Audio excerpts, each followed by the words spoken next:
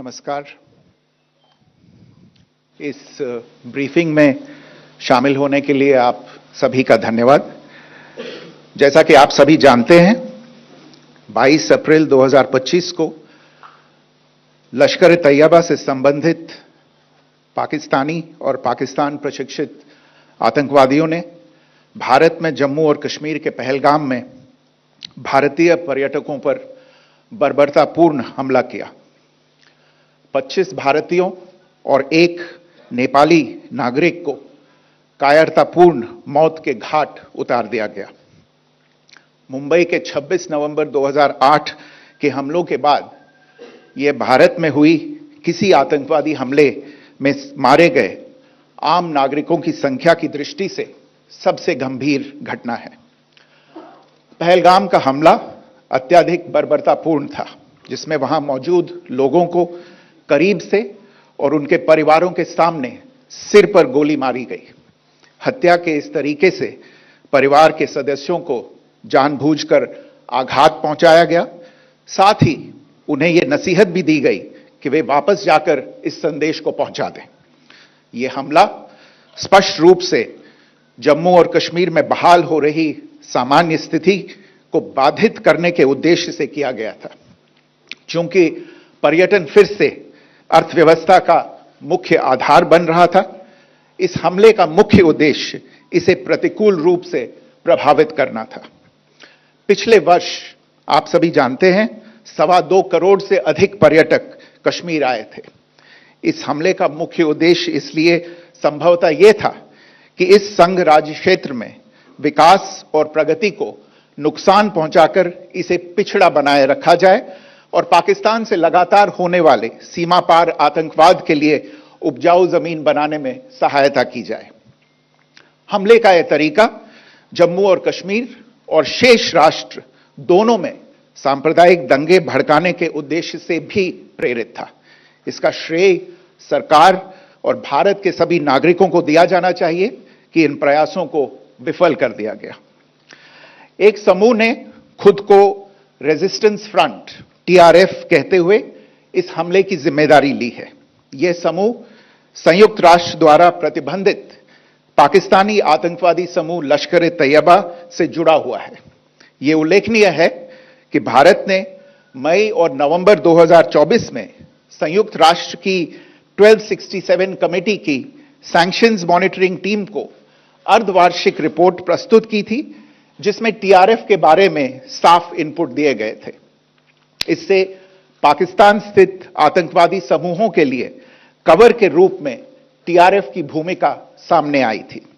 इससे पहले भी दिसंबर 2023 में भारत ने इस टीम को लश्कर-ए-तैयबा और जैश-ए-मोहम्मद के बारे में सूचित किया था, जो TRF जैसे छोटे आतंकवादी समूहों के माध्यम से अपनी गतिविधियों को संचालित कर रहे हैं। इस संबंध में 25 अप्रैल को UN सिक्योरिटी काउंसिल प्रेस वक्तव्य में TRF के संदर्भ को हटाने के लिए पाकिस्तान के दबाव पर भी ध्यान दिया जाना चाहिए। पहलगाम आतंकवादी हमले की जांच से पाकिस्तान के साथ आतंकवादियों के संपर्क उजागर हुए हैं। रेजिस्टेंस फ्रंट द्वारा किए गए दावे और लश्कर-ए-तैयबा से ज्ञात सोशल मीडिया हैंडल द्वारा इसको रीपोस्ट किया जाना इसकी पुष्टि करता है। चश्मदीद गवाहों और विभिन्न जांच एजेंसियों को उपलब्ध अन्य सूचनाओं के आधार पर हमलावरों की पहचान भी हुई है। हमारी इंटेलिजेंस ने इस टीम के योजनाकारों और उनके समर्थकों की जानकारी जुटाई है। इस हमले की रूपरेखा भारत में सीमा पार आतंकवाद को अंजाम देने के पाकिस्तान के लंबे ट्रैक रिकॉर्ड से भी जुड़ी हुई है, जिसके लिखित और स्पष्ट दस्तावेज उपलब्ध हैं। पाकिस्तान दुनिया भर में आतंकवादियों के लिए एक शरण स्थल के रूप में पहचान बना चुका है। यहां अंतर्राष्ट्रीय स्तर पर प्रतिबंधित आतंकवादी सजा पाने से बचे रहते हैं। इसके अलावा पाकिस्तान ने इस मुद्दे पर विश्व और फाइनेंशियल एक्शन टास्क फोर्स जैसे अंतर्राष्ट्रीय मंचों को जानबूझकर गुमराह करने के लिए भी जाना जाता है।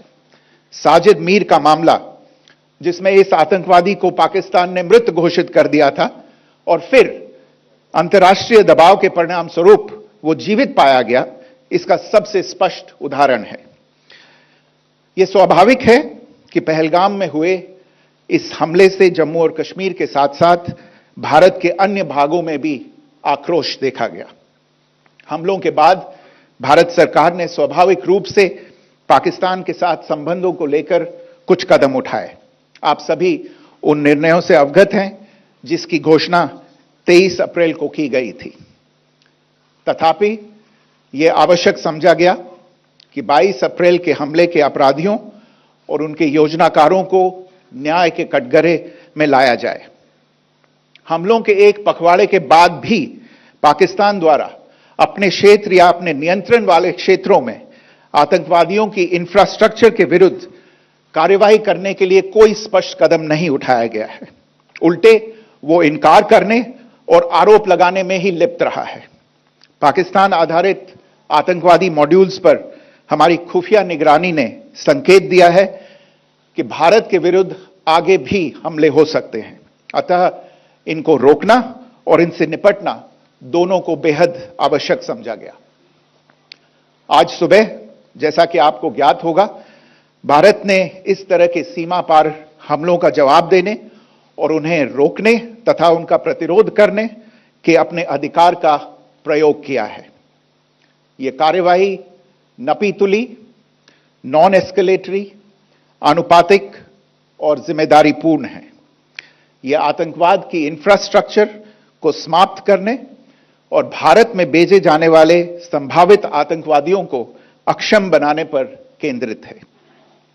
आपको यह भी स्मरण होगा कि 25 अप्रैल 2025 को संयुक्त राष्ट्र सुरक्षा परिषद ने पहलगाम आतंकवादी हमले पर एक प्रेस वक्तव्य जारी किया था, जिसमें आतंकवाद के इस निंदनीय कार्य के अपराधियों, आयोजकों, फाइनेंसरों और प्रायोजकों को जवाबदेह ठहराने और उन्हें न्याय के दायरे में लाने की आवश्यकता पर जोर दिया गया था। भारत की आज की इस कार्यवाही को इसी संदर्भ में देखा जाना चाहिए। Good morning, thank you all